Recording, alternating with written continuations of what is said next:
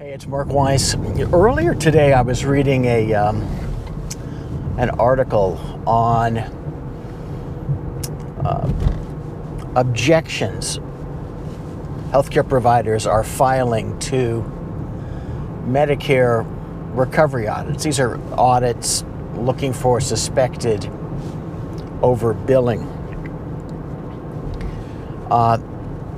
And in particular, the article addressed attacks on what is a permissible method.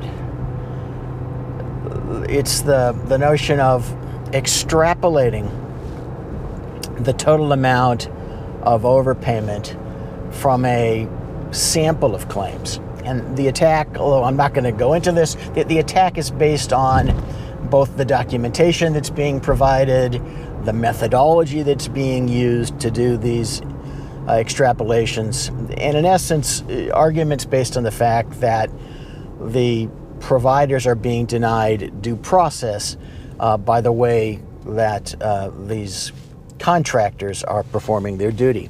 So to put this notion of the contractor in context, Medicare itself doesn't have the personnel, although you sort of wonder what their personnel are doing, to perform audits. So what they do is they outsource this, and they outsource it to private companies.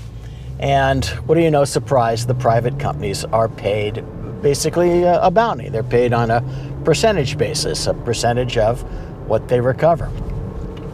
So as I was reading about these attacks on the methodologies that these auditors are apparently using to pump up the amount of purported overpayment that they have discovered by way not of looking at each claim, but of extrapolating from a selective sample, it occurred to me that, well, aren't the auditors themselves committing fraud? Aren't these false claims if they're using a methodology to push up the total amount recovered, therefore to push up the total amount put into their pockets? Aren't they just as guilty of defrauding the government?